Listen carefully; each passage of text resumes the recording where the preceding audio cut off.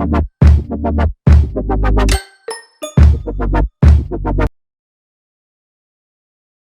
generations, the Disney princesses have inspired girls and women all around the world. Their kindness, bravery, compassion, determination, curiosity, intelligence, and inner beauty have inspired others to follow their dreams. Some of those dreamers decided to fulfill their dream of becoming real-life princesses and creators of magic. We became party princesses, and these are our stories. In today's segment, you will meet Michaela, not only a Party Princess CEO, but also a business coach dedicated to the Party Princess community. Hi Blondies, and welcome back to Happy Blonde. Today, I am here with the wonderful owner of your Business Big Sis. She is absolutely amazing. I have actually had a consultation with her before, and I was so excited to have her here for this Meet a Princess segment. So hello, first off. Hi. I'm good. How are you? Thank you so much for having me here. I am doing absolutely great because I have had so many variations for this Meet a Princess segment, and it is great today that we're getting a business point of view for our viewers. So my first question for you is, how is life as a party princess, but also as a party princess business coach? Yeah, so it's great. I started my company when I was 16, and I just love princessing. I think it's so special to bring that magic to little kids. My company always focuses on inspiring and empowering little kids. That's what I love the most. But then I kind of realized that I loved the business side of things. And so now I'm kind of getting to do all of my favorite things. I still run my company and princess all the time, but I also get to, watch all of the wonderful women that I work with grow their businesses and get to princess even more. So I just feel like I'm living my dream right now. So it's great. I absolutely love it. I love it when we are united in this Party Princess community and we're helping each other grow. That is just wonderful. So you said that you started your princess company in 2016, but when did you start business coaching? I actually started business coaching this year. I started your Business Big Sis this year during the lockdown.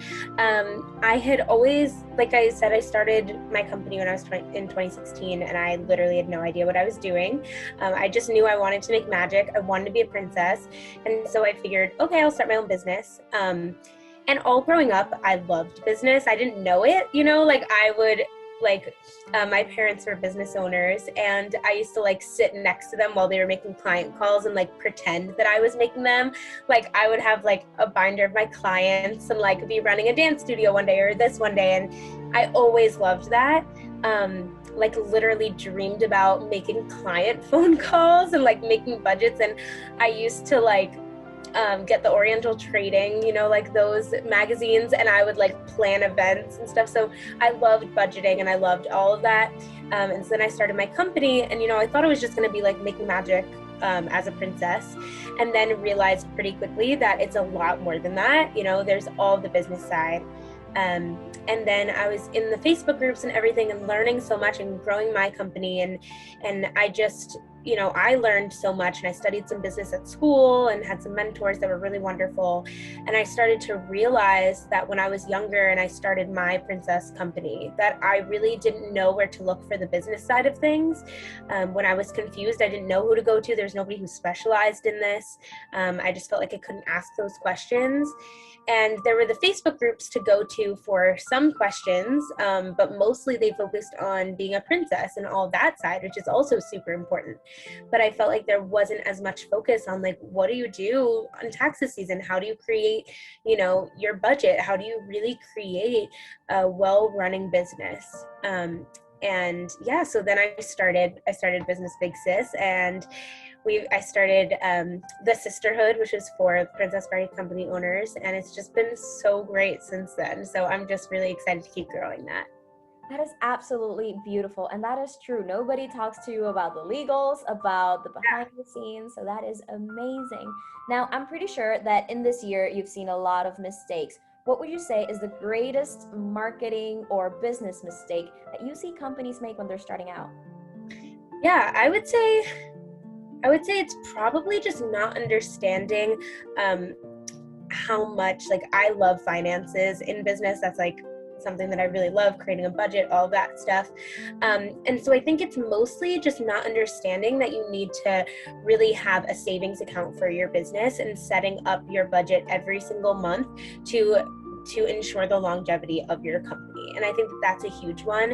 Is a lot of times I'll see someone being like, I made $200 this month, and I'm like, and what did you do with it? And they're like, I bought myself a bag, and it's like, that is so great, and you should be rewarding yourself as a company owner. That's also a mistake I see, that people don't pay themselves enough. But you also have to know exactly where to put your money. And I know I struggled with that for so long, because it's not, I feel like this is one of the hardest things to be good at money with, because there's money coming in every month for parties in 3 months. And so how do you budget that? And so I finally came up with my own system to do it. And that's what I teach the girls that I work with. And it's been working really well for me and for all of them. So I would say that's the biggest mistake and the biggest thing that I like working on. Great. No, definitely. A savings account is very much necessary for this, because it's not a cheap job. Like, everything in the Party Princess business is expensive.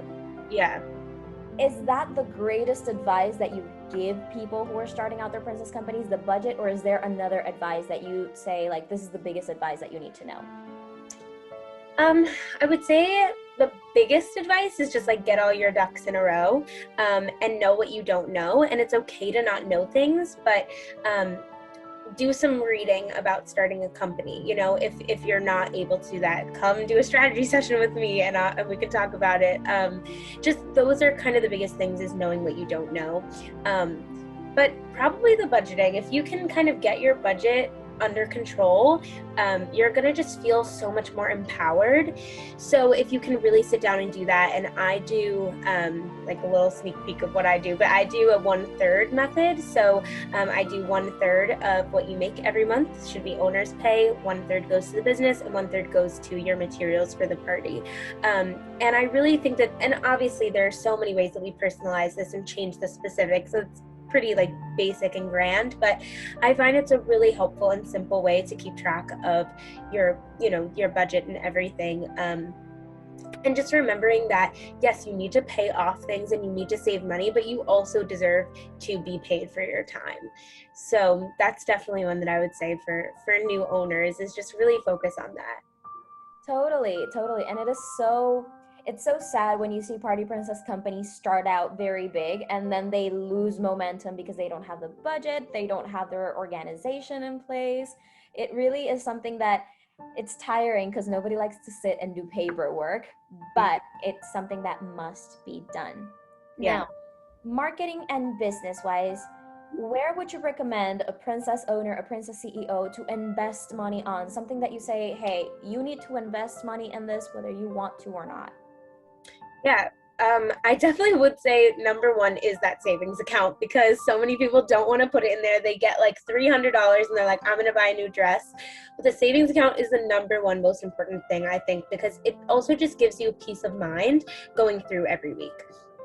I would also say, from my experience, is invest on the really, the good quality dress that you're going to really like, instead of upgrading 6 times, because you end up losing money, even if the other ones are cheaper. So really create that savings account, and then create a separate one for your upgrades. So you have a savings account that has enough money in it to cover, it's like an emergency savings account, if you know that, like, it's generally like a personal finance thing that people do. It should cover about 3 months of your expenses. And so if you create that emergency savings account that's going to have 3 months of your savings in it, you're never worried about if your company is going to close next month. You always have the peace of mind that for the next 3 months you're okay. And then once that's all filled up, then filling up an upgrades one, so that you have money in there, and don't buy the dress until you've reached the amount of money in that upgrades. Do not reach into your emergency savings fund. Do not just use the money in your bank account, because I always tell girls this, like, the money in your bank account is not for you to use, because you have to use it for so many things in each party, because it's easy to look at that $300 and be like, that's a new dress, but that's actually the money you need to pay your performers, the money that you need to, pay for your advertisements. But so it's hard for me to say a one size fits all for marketing, because honestly, every company is different. So knowing what you need to be doing and your focus, there's either like competing with your competitors, so where you are in a space where princess parties are huge. That's honestly where I am. I'm in a super oversaturated market. There are so many amazing companies here. So for us, it's all about competing with one another and making parents know that they want you. But if you're in a market where princess parties are brand new, a lot of people will be like, I'm brand new, there's no one else, why aren't I growing? And it's because you need to educate your market. So you need to let them know why princess parties are the way to go. So this could be, princess parties are better for all these reasons than magic shows, or princess parties are better than a bouncy house, whatever it is, but that's what you need to be doing. So depending on which of those you need to do, there's different things like Google ads, Facebook ads, marketing events. So they're all really specific to your company, but the number one thing is looking at which one you are. And I talked about this on my Instagram, so if anybody wants that free content, to go look at it. But so that's kind of what I would say. Did that answer that question? I feel like it went on the longest tangent of answering that question. It's totally true. And that is actually something that we discussed during my consultation with you, because I'm in a market that is extremely saturated, but they don't value the work. So it's the competing and it's the educating your clientele. And it's something that, you're right, it's not a one size fits all, because every single company is entirely different. Now, I can tell a lot from a person from this question. I love to make it. Who is your favorite princess and why? Because I feel like we usually start off these companies because we feel attached to a certain princess growing up. She was a role model, or we just see ourselves in her. Who is that princess for you? This is honestly such a hard question for me, because I feel like when I was younger, like I really loved Belle and Jasmine. I loved how independent and strong they are. I loved how smart they were or are. But when I started my company, it was definitely Anna. I just loved her like dream and how she's so much like, I want love and I want adventure and I will do these things. And she's such like a great leader and a strong woman. But then now as an adult, like I look at Tiana and she like runs her own restaurant and I'm like, she's a businesswoman. Like, and so to me, I feel like now I like look up the most to Tiana. So I know that's not really the answer. It's like 4 of them, but it's always so hard. And especially in this business, everybody's asking you who your favorite princess is. And I'm like, well, when I was 9, it was Jasmine. And then when I was like younger, it was Belle. And then it was Anna for a long time. And now I feel like I often think of Tiana. So I just feel like in my company, we do like a coronation ceremony thing. And we talk about really like each of the princesses and why they're each important and strong and wonderful in their own way. And so I really just feel like I've learned so much from so many of them, I just... Sure. Yeah, no, totally. I used to have a different princess growing up. I used to have Aurora be my favorite growing up, and then Rapunzel came along. But I have a very soft spot for portraying Ariel and Snow White. So it's totally okay. And there's so many. Like, well, I feel attached to this one, but these are also up there. Yeah. I love the fact that most party princesses, they are actual princesses in real life. And that is what brings my last question. Because today we live in a world that's full of aggression, full of violence. Everybody has something to say. And now I want to ask you, in your opinion, what qualities do you think are important for a modern princess to have? I definitely think being a great leader, it's really, really important. And to be a great leader, I think that's caring for others, being really curious about what is the best answer at all times, not what is your answer, but what is the best answer in the room.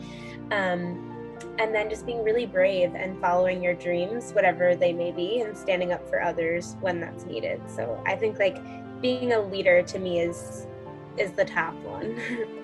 Absolutely love it. I love those qualities. Never heard those qualities actually before in this segment. Really? So I absolutely love hanging out with princesses because they're all so different, and each performer, each owner brings something different to the table because no party princess company is entirely the same. Thank you so much for spending these few minutes with me. I hope you all learned a little bit more about the business side of princessing. We've already seen an established business, a solo performer, a new baby company, and now a business coach side and point of view. So thank you so much for coming here.